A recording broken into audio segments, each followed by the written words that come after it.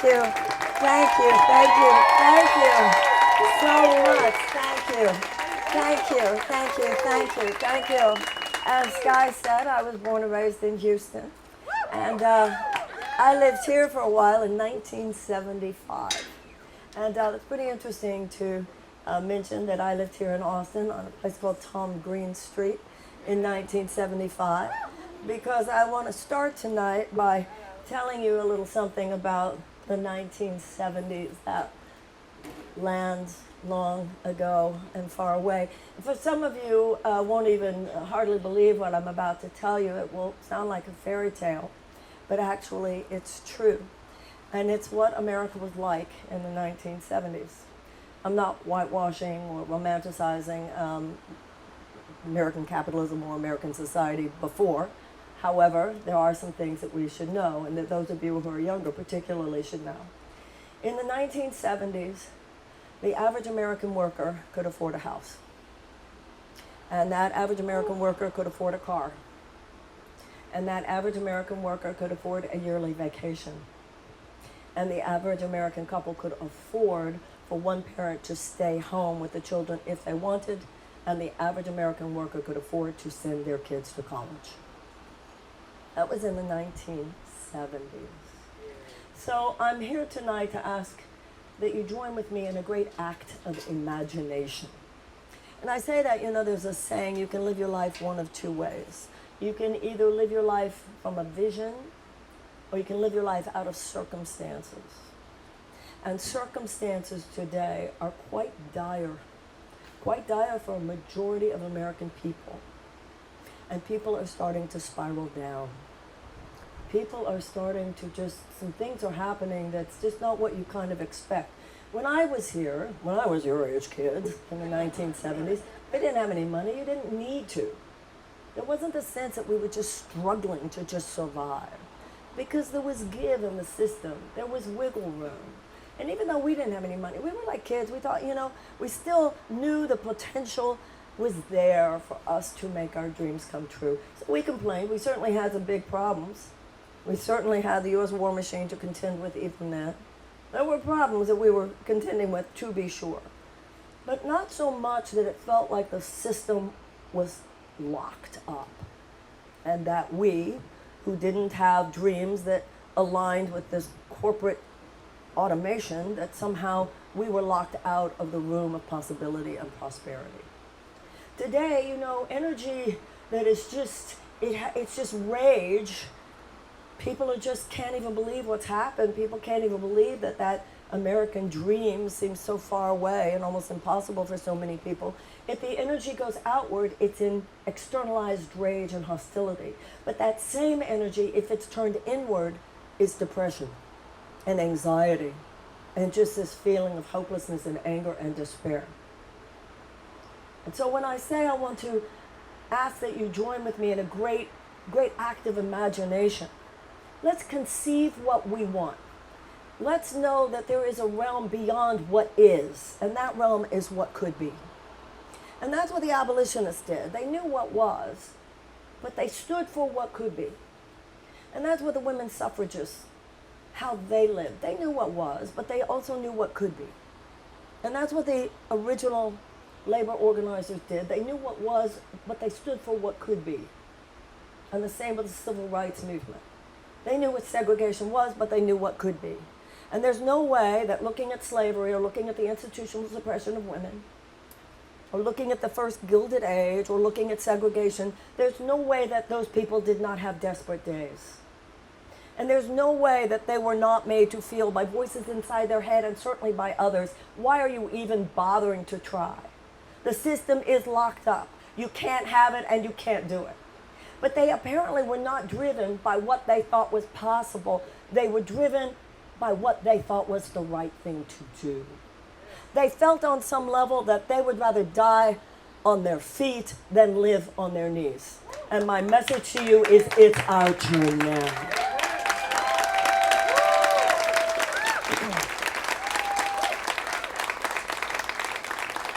And when I say that it's our turn now, I say that in recognition of the fact that what we're going through now is no different than what any of them went through. It's the same story that is reiterated over and over again in American history. It is baked into the cake. It is our original struggle. It is in our DNA. 56 signers of the Declaration of Independence risking their lives, because if the British had won the war, they all would have been hanged. And they put their signatures on this document, and they said all men are created equal, and all men have inalienable rights of life and liberty and the pursuit of happiness. And governments are instituted to secure those rights, not thwart those rights, to secure those rights. And if government's not doing its job, it's the right of the people to alter it or to abolish it. A space of possibility that was radical in 1776, and it's radical today. But we're also not stupid. 41 of those 56 were slaveholders. That struggle has always been there. This is nothing new. We have always been, in every generation, a struggle between those whose hearts are like ablaze by, wow, I could be anything, I could do anything, and like make my dreams come true and really spread my wings and soar. And there would be no social, economic, or political forces that could hold me down. And that I live in a society where even when we're not doing that, we know we should do that, so we're working on it. Versus forces who, for their own ideological and or financial purposes, had no intention whatsoever of seeing that dream manifest, that ideal actualized, and have proven over and over and over again they would do whatever it took, even to the most violent extremes, to make sure that that would not happen. The abolitionists pushed them back and showed who's boss, we the people. Yes. And the early labor organizers pushed that back and showed who's boss, we the people. And the women suffragists pushed that back and showed who's boss, we the people.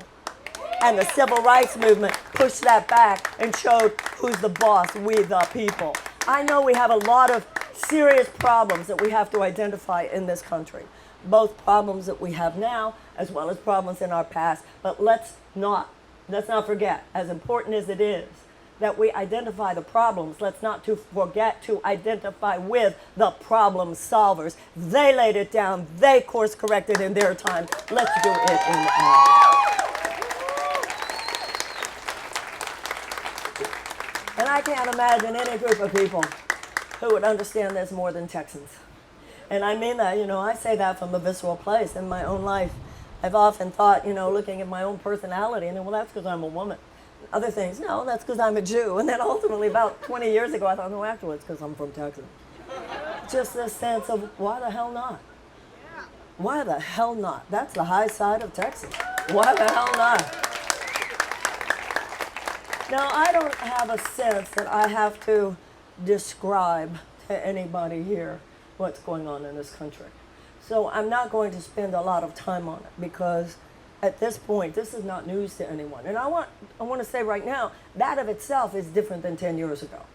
Because there are things which 10 years ago, I might say, perhaps not in a group like this, but just to an average American audience, and some people might go, I don't know, I think that's going a little far. I mean, I think it's not that bad. Those days are over. Those days are over. People get it now. People get it on the left, but people also get it on the right. This country is owned and ruled by corporations. Yeah. So when Lincoln stood on the battlefield at Gettysburg, and he said that the men who died there for the Union had given what he called their last full measure of devotion, that a government of the people, by the people, and for the people would not perish from the earth. It's perishing now. And we are not functioning as a government of the people, by the people, for the people. We are governed as a country of the corporations, by the corporations, for the corporations. And it is a matrix, and they are no different than the matrix of landed gentry in old England.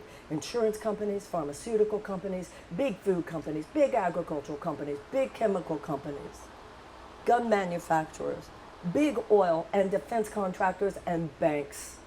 It is time for them to learn. And there's only one way that they can learn it, and that's through a revolution at the ballot box. And I hope that you'll join with me. They need to learn that in this day, in this generation, we want our country back.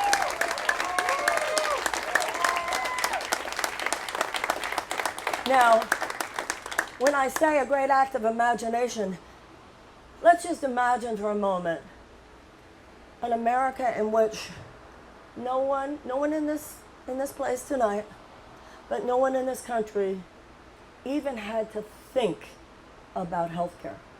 Like trans people. Even had to think about it for themselves or for their children. You didn't have to think in terms of getting a job, well, this one gives me benefits versus another one that doesn't. There wouldn't be 1.3 million people rationing their insulin in this country. There wouldn't be anybody putting a GoFundMe page up on the internet to pay for a life-saving operation for themselves or for their children. That whole level of anxiety, that 1 in 4 Americans who live with medical debt, it wouldn't exist. And now as you imagine it, and you can just feel sort of the layers of stress that just start to fall off your shoulders, right? And now hear me when I say what, once again, you already know, but we almost don't even let it in. That vision that we just shared is true of every other advanced democracy in this country and more. We're the only advanced democracy that doesn't have universal health care. They tell us that it's very complicated. I'm here to tell you, it's not that it's complicated, it's that it is corrupt. And that's why you have people rationing their insulin. We don't need the insurance company middlemen, and we don't need the pharmaceutical companies to be jacking up insulin, which they don't even hardly pay anything for. And I want to tell you something else. I want to tell you about the University of Texas when I was your age. We had tuition-free college and tech school. University of Texas had such a system. University of California had such a system. University of Florida had such a system. But this malevolent strain of vulture capitalism will look for a profit center anywhere. It will put its tentacles wherever it can find some place where it can play people. And we're most easily played where we're desperate to have something.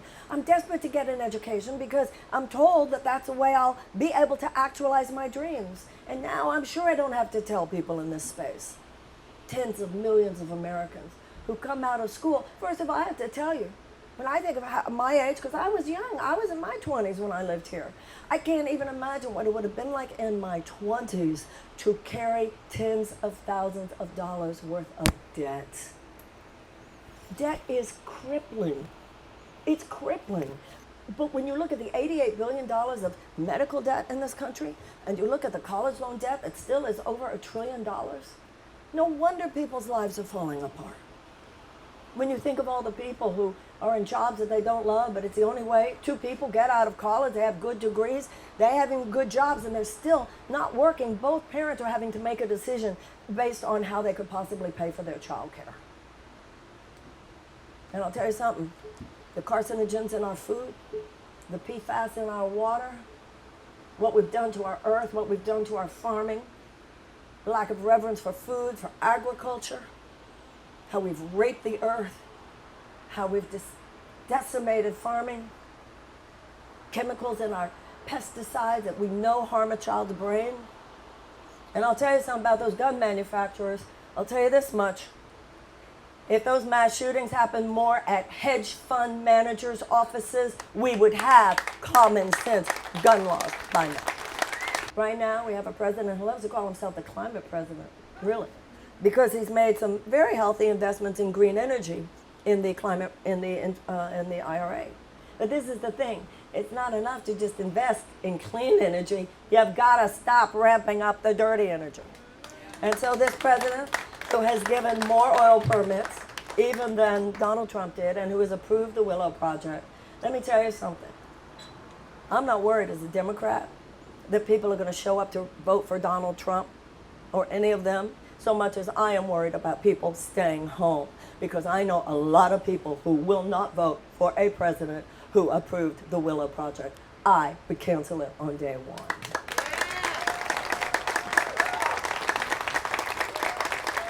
And the list goes on and on. The U.S. war machine, our need to cut off 20% of that budget. It's unnecessary. Right now, the 60 Minutes is doing more of an oversight of the Pentagon even than the U.S. Congress. But I think at this point, I've said enough. Not that I said anything you don't all already know. This is no longer an age or an era of data collection. We have the data. I might have given a little point here or there that you hadn't heard the number before. But once again, I didn't tell you anything you didn't already know. At this point, we have to ask ourselves, what are we going to do? What are we going to do? Because I think any intelligent observer realizes we're headed for the iceberg. That iceberg could be biochemical, it could be biomedical, it could be nuclear, it could be climate catastrophe, it could be AI. There are so many ways. And in my opinion, if we, give it to the corporatists in the Republican Party, then we're headed straight for that iceberg. If we give it to the corporatists in the Democratic Party, we're moving to the iceberg a little bit more slowly, and we'll hit it at a different angle. I think we need to turn the ship around.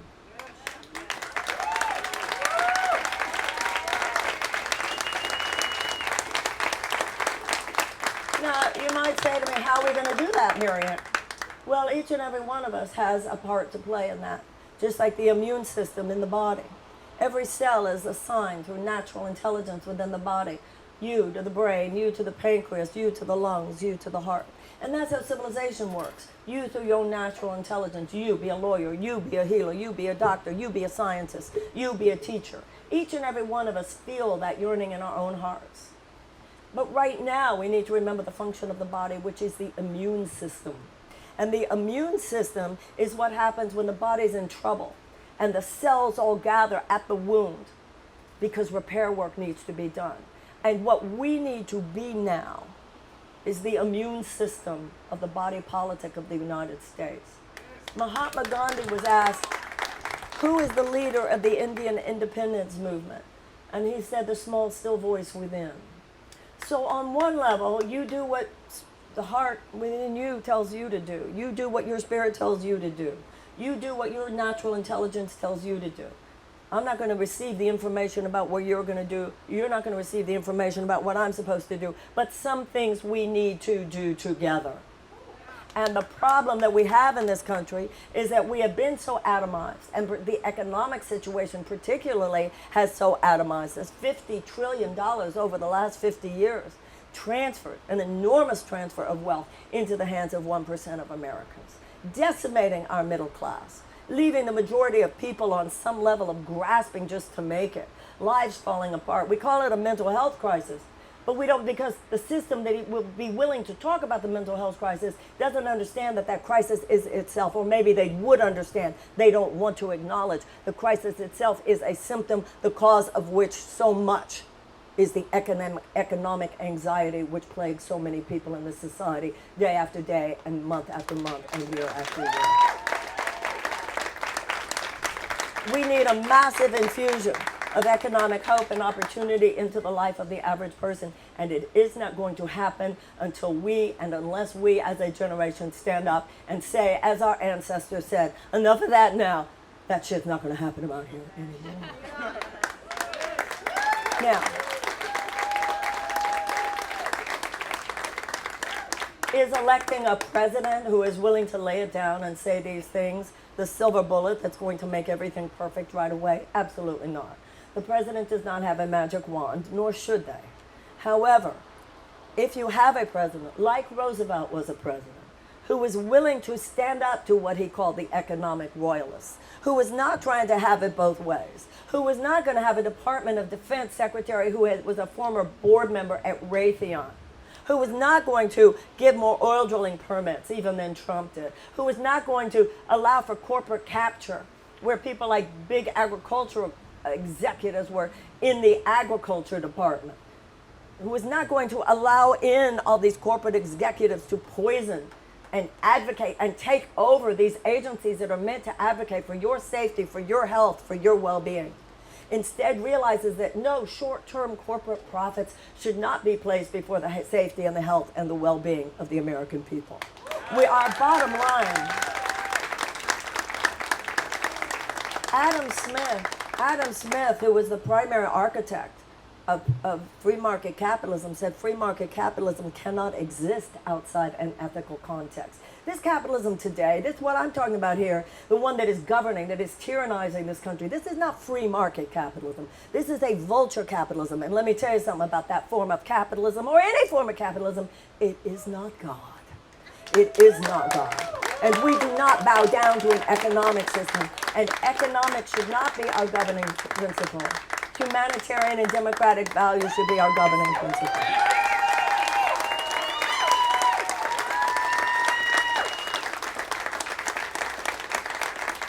And while I'm not saying that a president who is willing to say those things is going to fix everything automatically, I am saying it would be a beautiful thing. It would be a really beautiful thing. And it is needed. Because what has happened, especially since Citizens United, is that our government has been turned into a system of legalized bribery. And we have legislator after legislator, president after president, Supreme Court justice after Supreme Court justice, governor after governor, who do more to serve the short-term profit maximization goals of their donors than to serve the safety and the health and the well-being of their constituents, even when those constituents have made it clear time after time after time what they want, and any human being can see what they need. Republicans as well as Democrats, the majority want universal health care and Medicare for all. The majority of Republicans as well as Democrats want tuition-free college and tech school. It is time for us to cancel those college loans because they should never have existed. The majority of Americans, Republicans as well as Democrats, even gun owners, want common sense gun safety laws. But we need people who are in there who are not owned by those people.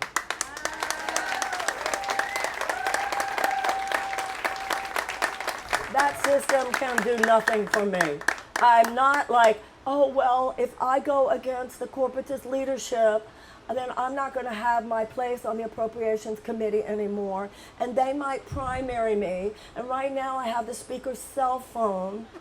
I'm not part of that. I'm not impressed by that.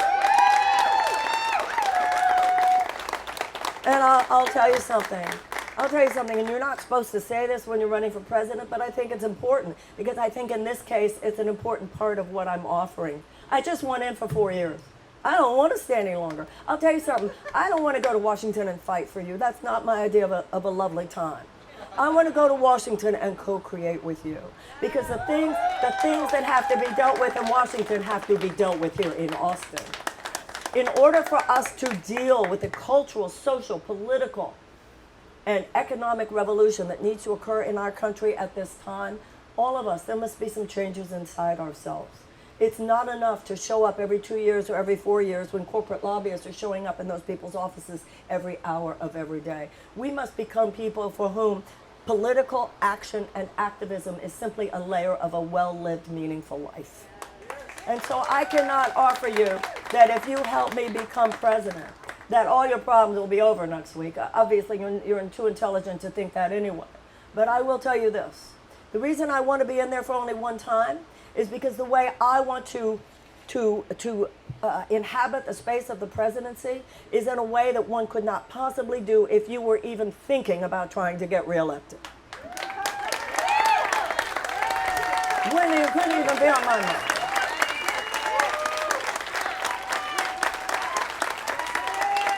This country needs a chiropractic adjustment. The government needs its heart, and to be honest, we the people need our spine. This is a time to be courageous, everybody. This is a time to be brave. This is a time to be serious. This is a time to lay it down in a way that we have not laid it down in this country in many, many, many years.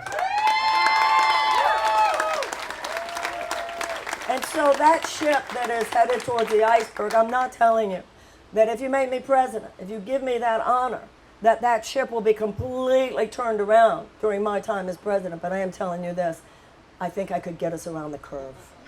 I think I could get us around the curve. I think I would be, as Roosevelt was with what he called the economic royalists. He said, I welcome their hatred. you would know that there was a mother in that Oval Office and take that however you want. And if there's a hungry child and there's an uneducated, there should be no hungry children in the United States of America. We have the highest poverty rate of any advanced democracy. Unacceptable. And you would get that feeling. It would ripple through the country. Mama's not happy. Mama's not going to have any of that.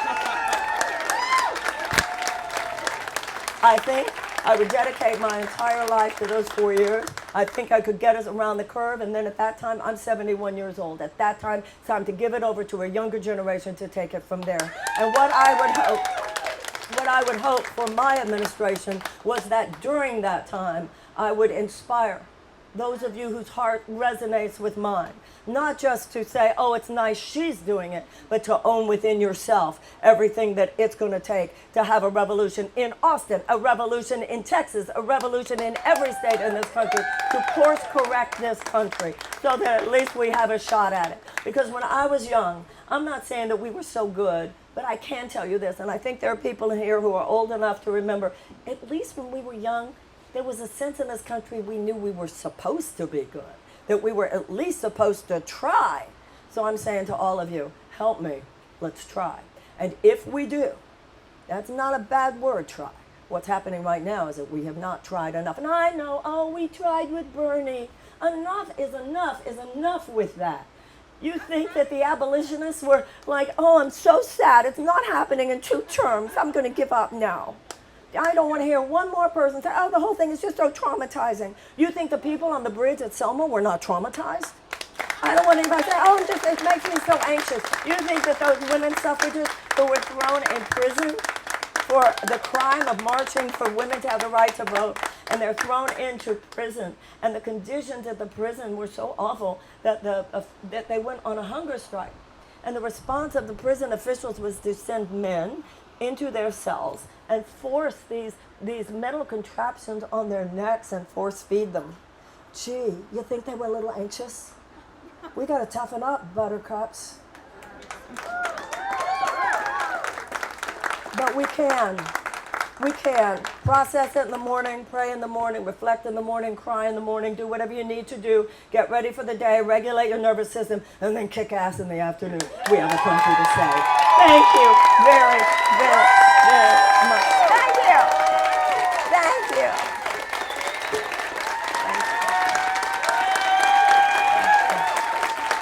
Thank you so much. Thank you. Thank you. Thank you. I am honored by that. I hope those of you who feel moved to support this campaign. You probably know that the DNC isn't having any of it. They're saying we're not going to have debates, and you probably know that drama that's going on already, or that lack of drama that's going on already. I hope you will go to Marianne2024.com. I hope you will sign up. I hope you will donate if you can.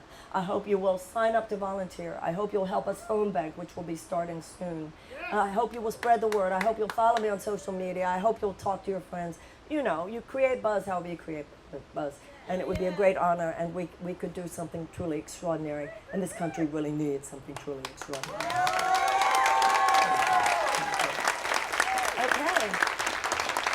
Okay. So we have a microphone here. I don't know if people, I guess, have to, if you want to ask any questions. Okay, I need you to come up to the microphone here, if you will. Thank you. Very quick. Sorry, very quick. I just wanted to hear where you're at about trans rights. Trans rights. I know you're talking about a lot of the women's rights and black and brown bodies, et cetera, but just in terms of that, especially in Austin. I just wanted to know where you are about that. I'm very concerned about trans Americans. I think we should all be. They are a targeted group at this point. And one of the first things I would do as president is confer upon them special protection status. Special protection status is very important. That means that there would be protection at any event that needed to be in public or whatever. It's a very serious thing, and none of us should minimize it. I would also lean on my Department of Justice to make sure that there was a vigorous investigation of any civil rights violations regarding trans Americans. When I was, as I have matured, 80s, 90s, we were also excited. It really seemed with that LGBTQIA things were just moving in such a positive direction. We got marriage equality. We should also not kid ourselves. Clarence Thomas said not too long ago, you know, I don't really think that the marriage equality decision was well decided. So when these people are warning, we should know anything by now, they mean it.